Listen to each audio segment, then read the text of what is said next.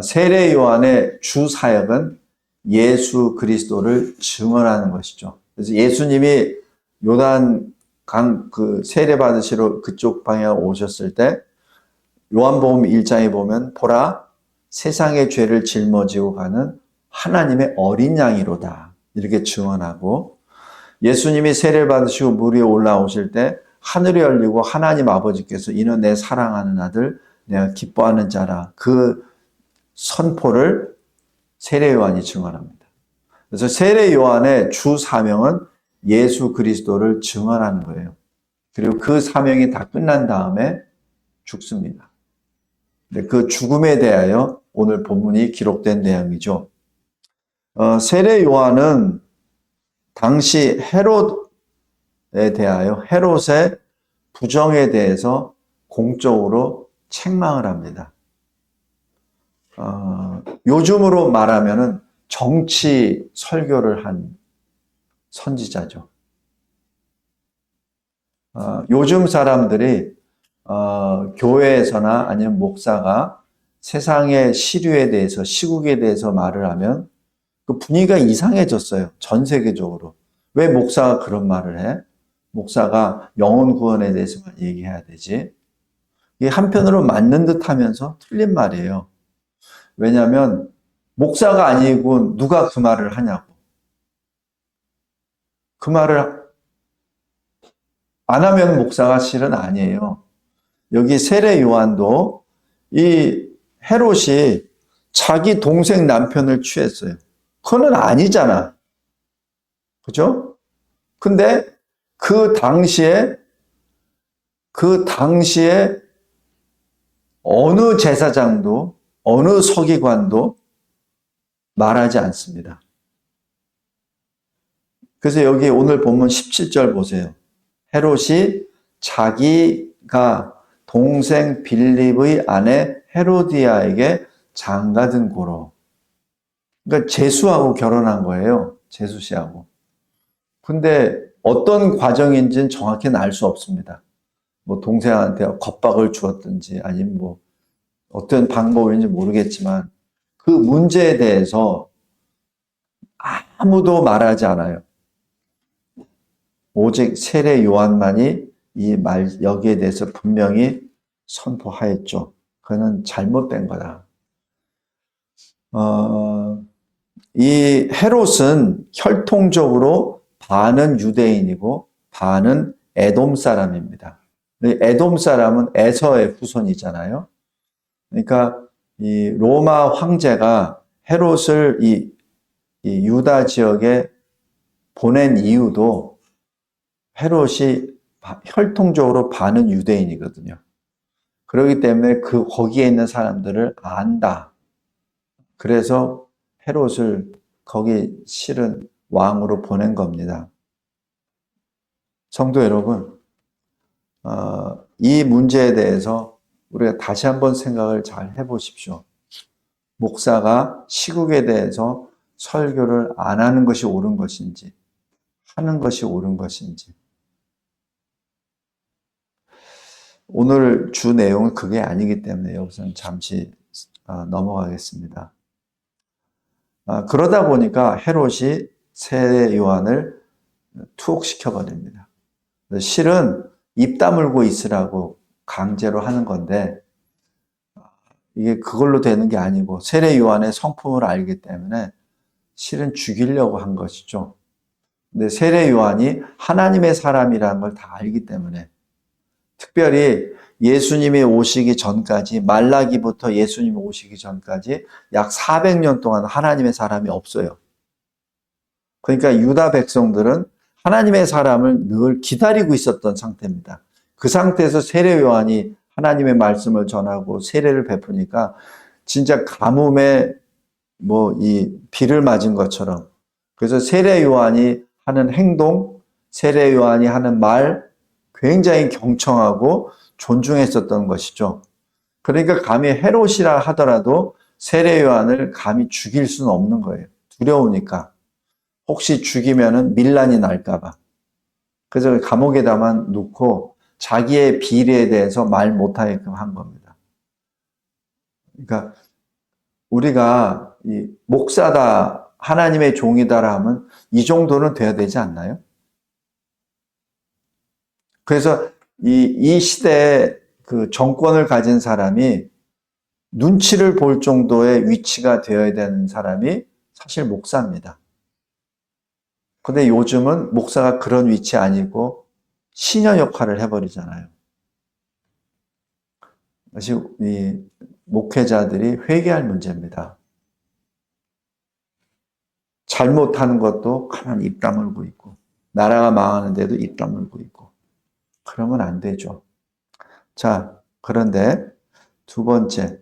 근데 세례 요한이 붙잡히고 난 다음에 순교를 당하는 것이 쭉 나오는데, 언뜻 보면 헤롯이 세례 요한을 죽이고 싶지 않은데 어쩔 수 없이 죽인 걸로 나타나요. 근데 이건 헤롯이 죽이려고 작정했던 거고, 시작부터. 그 아내 헤로디아가 자기 마음이 격동이 돼서 자기 딸이 자기 남편 헤롯 왕이 기분 좋게 했을 때 그 계기를 만든 거죠. 그리고 헤롯은 이 계기를 통해서 내가 한마디 뱉은 건데 왕이 걷어들일 수는 없다. 이게 일종의 정당한 행위라고 전부에게 알리는 그런 계기가 돼서 세례 요한을 죽입니다. 네, 오늘 그 주제는 그게 아니고 세례 요한의 영적 상태를 봅니다. 여기 마태복음 12장 잠깐 보세요.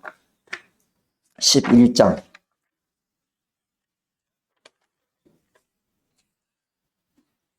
마태복음 11장 2절부터 보면 세례 요한, 오늘 본문에 대한 내용이 나오기 전에 세례 요한이 옥에 갇혔다는 소식을 듣고 예수님이 세례 요한에 대해서 이렇게 전합니다. 전할 때 어떤 사건이 있었냐면 세례 요한의 제자들이 예수님께 가서 이것을 물어보십시오. 물어보라고 말을 합니다. 무엇을 물어보냐면 3절에 오실 그이가 당신이 오니까. 지금 세례 요한이 증언했었던 하나님의 아들, 세상 죄를 짊어지고 가시는 하나님의 어린 양, 당신이 그분입니까? 아니면 우리가 다른 사람을 기다려야 됩니까? 이게 뭐죠? 세례 요한마저도 지금 마음이 흔들린 겁니다. 성도 여러분, 이게 굉장히 중요한 겁니다. 세례 요한만큼 분명한 사람이 어디 있어요? 날 때부터 그 어머니, 아버지로부터 다 해서. 그죠? 그리고 원래 제사장 출신이니까 제사장의 길을 걸어가야 돼요. 근데 하나님의 명령에 의해서 광야에 나가서 그냥 털옷 입고, 그죠? 지팡이 들고, 그리고 이 음식도 딴 거 안 먹어. 이 꿀하고 그 뭐죠? 그 야생 그것만 먹는다고. 근데 그 사람마저도 예수님에 대해서 지금 퀘션을 붙인 거예요. 왜? 내가 하나님의 권위를 가지고 말씀을 전했는데 나는 옥에 갇혔고 언제 풀려날지는 모르고, 근데 예수님은 구원주인데 왜 나를 구원해 주지 않으시지? 여러 가지 아마 이 마음 속에 여러 가지가 교차됐을 겁니다. 거기까지는 저도 잘 모르겠어요.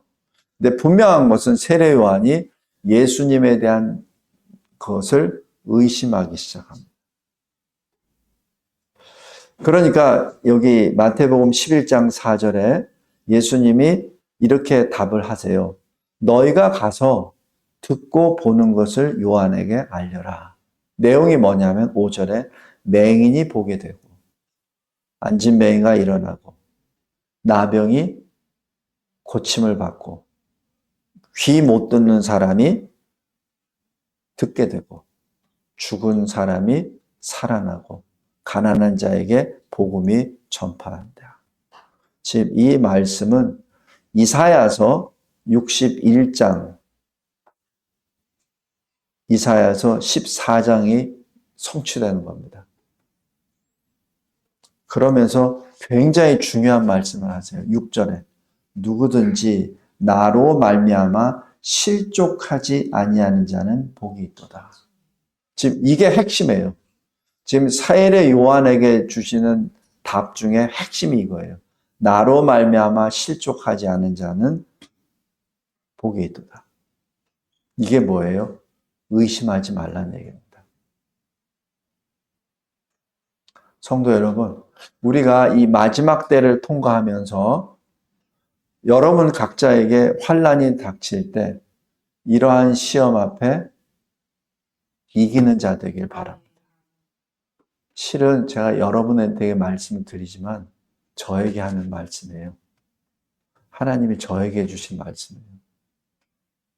김진성 목사, 너에게 환난이 다가올 때 세례 요한처럼 의심하지 마. 여러분보다는 저에게 하시는 말씀입니다. 이러면서 제자들이 떠나고 난 다음에 세례 요한에서 11절 이렇게 말씀합니다.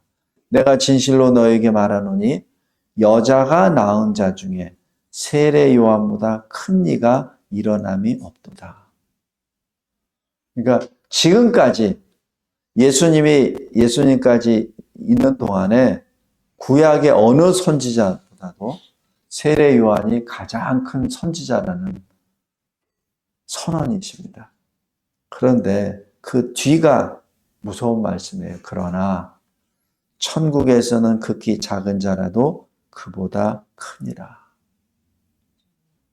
이게 오늘 설교 내용의 본문입니다. 이게 무슨 말씀이냐면 이 세상으로 올 때는 그 어느 선지자보다 가장 큰 선지자로 왔어요. 그런데 천국에 들어갈 때는 가장 낮은 자로 들어간다는 얘기입니다. 왜? 불신 때문에. 불신 때문에.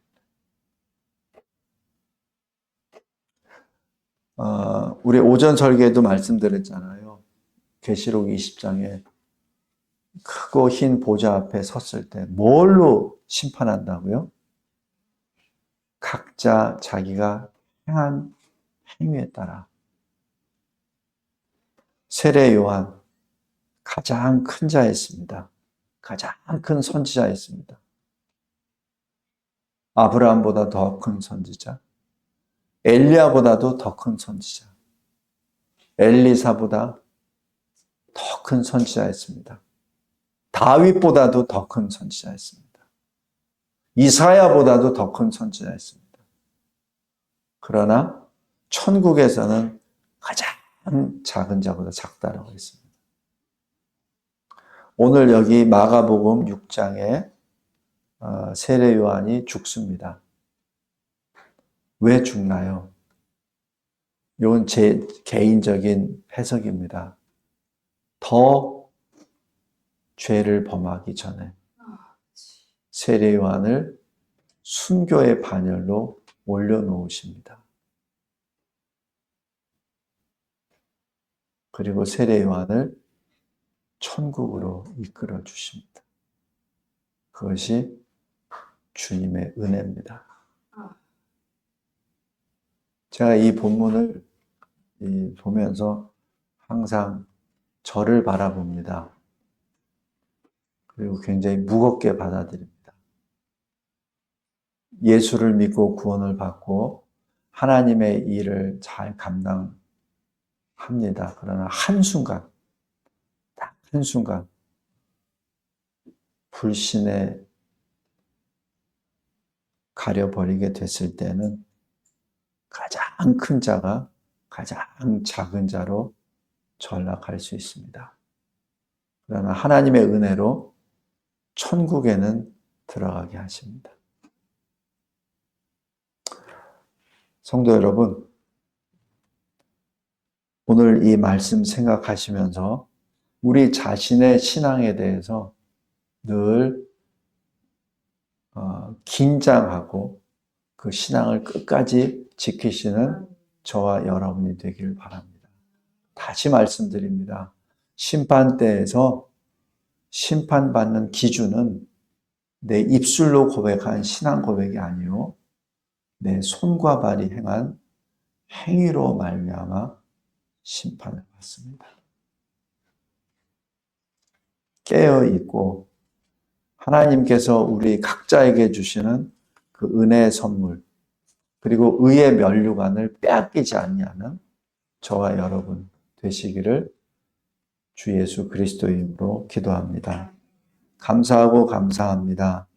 하나님께서 주시는 이 무거운 말씀, 그러나 진정 생명의 말씀을 받습니다. 그 믿음을 끝까지 지키며 주님의 기쁨의 찬송이 되는 우리의 여생이 되게 하옵소서. 예수 그리스도의 이름으로 기도드리옵나이다. 아멘.